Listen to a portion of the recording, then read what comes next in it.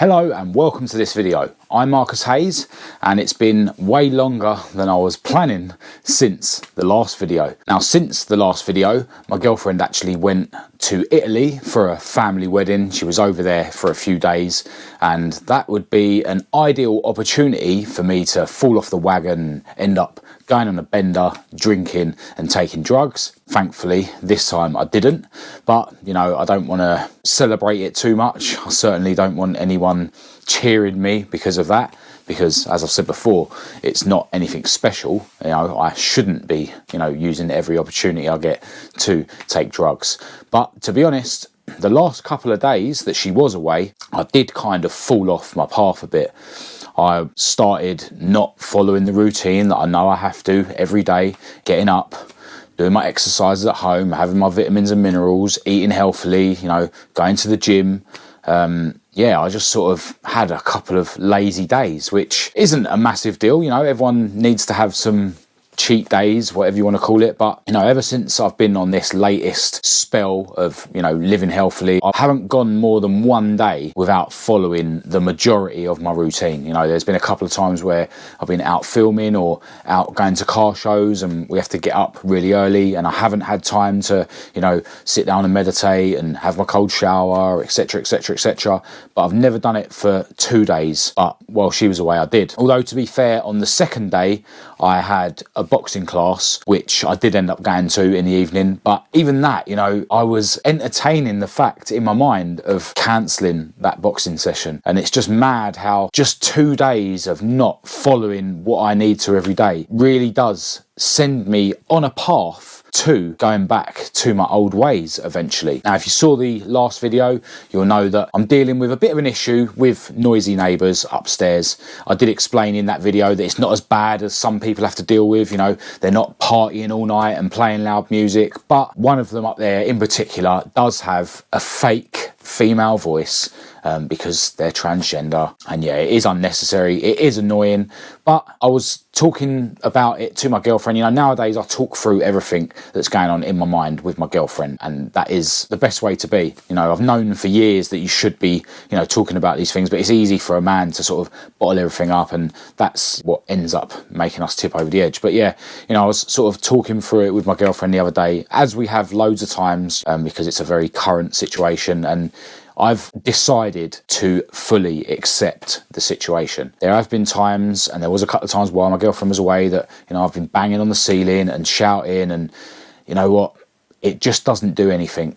Now, I don't know whether they enjoy when I get angry and bang on the ceiling, but either way, it's not going to change anything. Unfortunately, knocking on the door and asking them to be quiet, which is what you should do, that didn't do anything in the past either. As I explained, that actually prompted them to go to the police and accuse us of, well, we don't know what. But yeah, I've decided to fully accept it. When I came in today, I could hear the voice upstairs, and it does mean that we've got to have the TV louder than ideal. But we've decided to get, a couple of speakers, what you can put literally next to the sofa. It's going to mean that our TV sounds a bit better. It's going to mean we're not going to be able to hear them. If it ever does get to the point where, they are being loud after 11 o'clock, I just need to pluck up the courage to knock on the door and ask them to keep it down, even though I know it's probably not going to do any good. I owe it to myself and my girlfriend to do that. So that's the plan. But other than that, we're just going to accept it. It is what it is. I'm glad I don't live their life where, they sound like they're drinking every day. They're obviously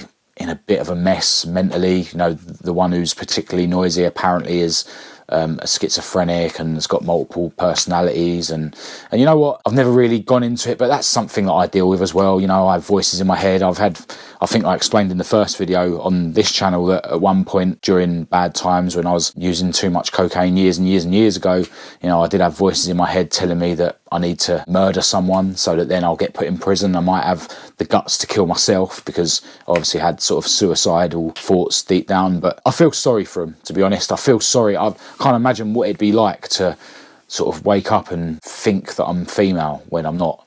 So yeah, I do feel sorry for them. I need to not allow my ego to hate them. It's not going to do any good.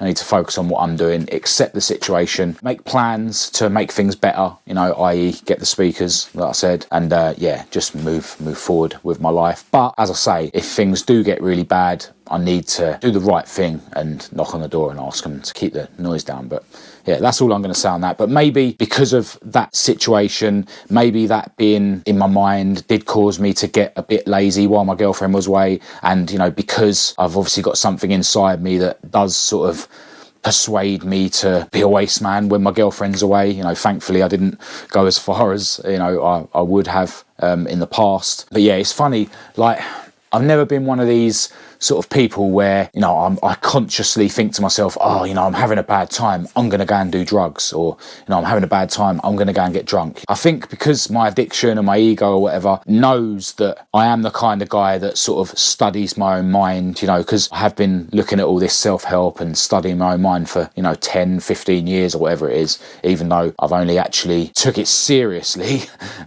stopping living like that for the last sort of 4 months. So I think maybe like subconsciously my demons know that I do keep an eye on my own mind, so they kind of like sort of try and subtly trip me up, you know, so they sort of sneak in when I've got my guard down. So although I can't sort of say to you, yeah, I literally got lazy and started eating rubbish food for those couple of days while my girlfriend was away because I was feeling down about the situation upstairs, maybe it's like more a subtle thing that, you know, because I'm going through that, because my girlfriend's away, you know, my demons were able to subconsciously, you know, make me get onto a path where I might have ended up, you know, going down a really bad road. But thankfully it was literally a case of, for a couple of days, you know, I was still editing my videos and stuff, but I just wasn't bang on it, you know.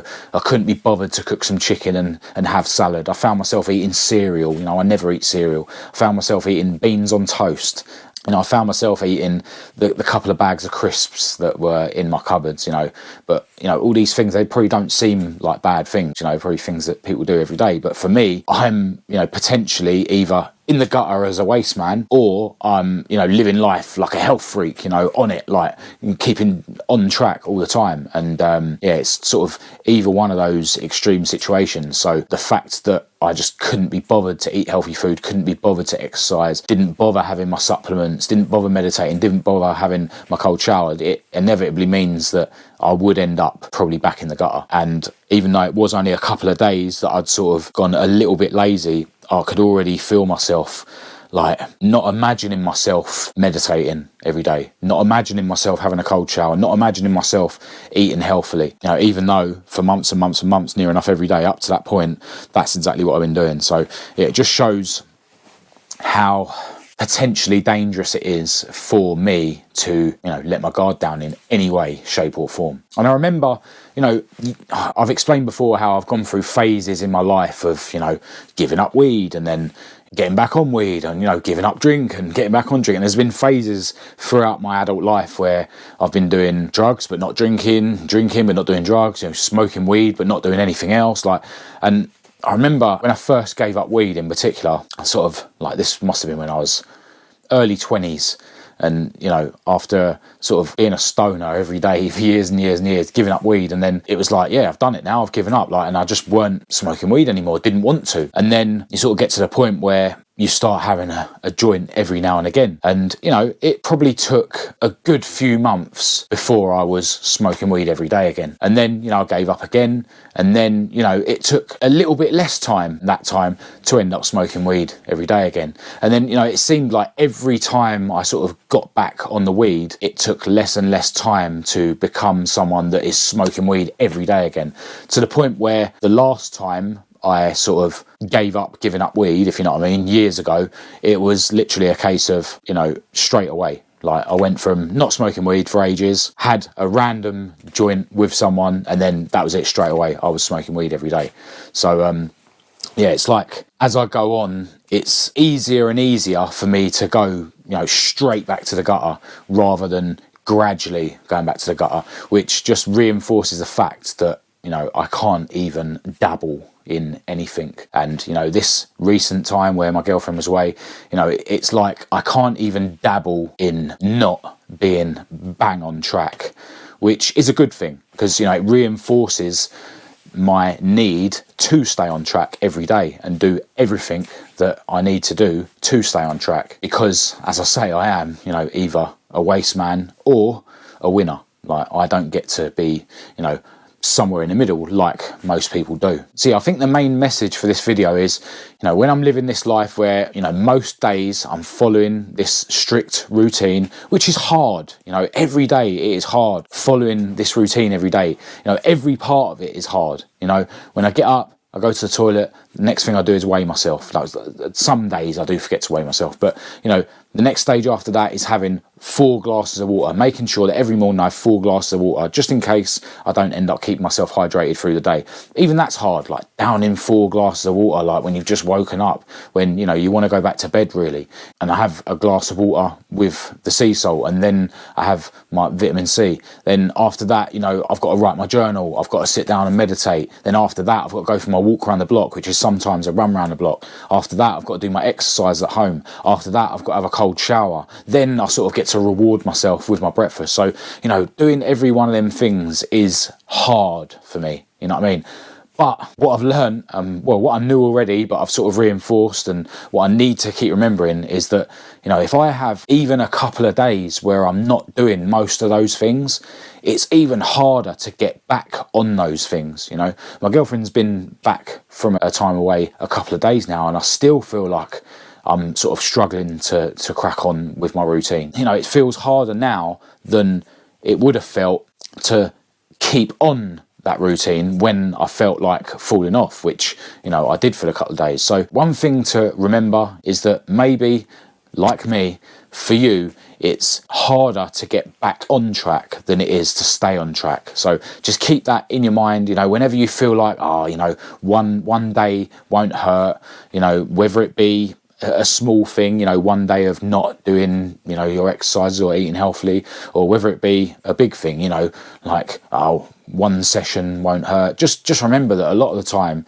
it is a lot harder to get back on track than it is to stay on track. If you can work through your feelings of stepping off the wagon, then that might actually be easier than having to jump back on the wagon if you do actually jump off. But where I am now, I am determined to stay on track. I am, trying to fully accept what's going on upstairs. They're not worth ruining myself over. A lot of it as well, I think to myself, maybe if I wasn't such a loser for my whole life, I would now be a multi-millionaire and I'd have a nice detached place in the country, and I wouldn't have to live in a place where people are living above me. So I always like to bring it back to myself. I like to live a life where I am in control of my destiny, because when you think you haven't got any control, that kind of gives you an excuse to sort of slip up and not live how you should live. But getting up every day,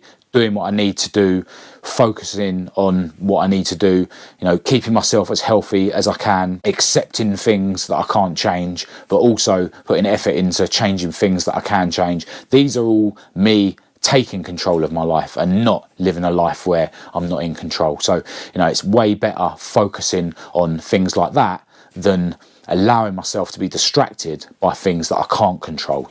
It's all about using your energy on things that you can control to make your life better, and accepting fully the things you can't control, to the point where you're accepting them almost as much as you chose them to be like that. I am trying to imagine that I chose that I've got idiots living above me. They're an example of how not to be. They're also a challenge for me to overcome. They're a test. Challenges and tests are good, and having examples of how not to be is also good.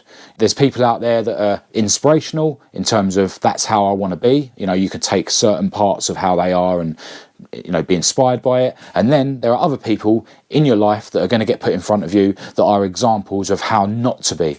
And you need to pass the test of not wasting energy on trying to change those people.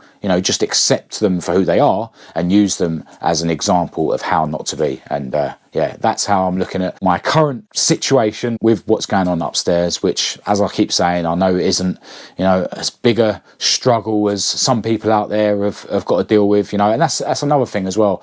Being grateful that I am only having to deal with some morons upstairs. I'm not having to walk 20 miles a day to go and get water like some people are. I'm not going without food like some people are. There's bigger problems in the world, and I want to be the kind of person that people do get inspired by. You know, I want to be, you know, that kind of person that people do want to be like. I don't want to be a kind of person that people don't want to be like.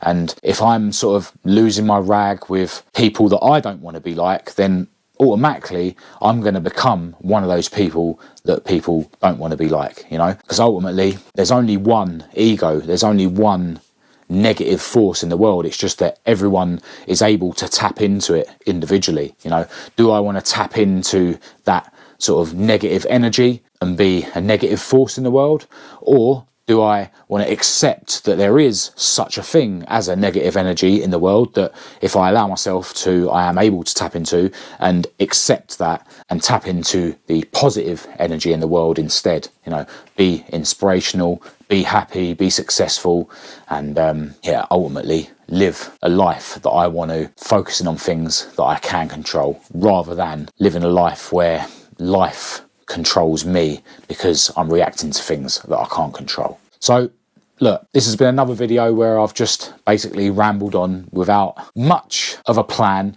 of what to talk about. But yeah, I do need to try and make these videos a bit more regular. I do live a busy life, and I know a lot of you guys get a lot out of these videos. So yeah, I want to thank you guys for watching yet again, and I'll speak to you soon.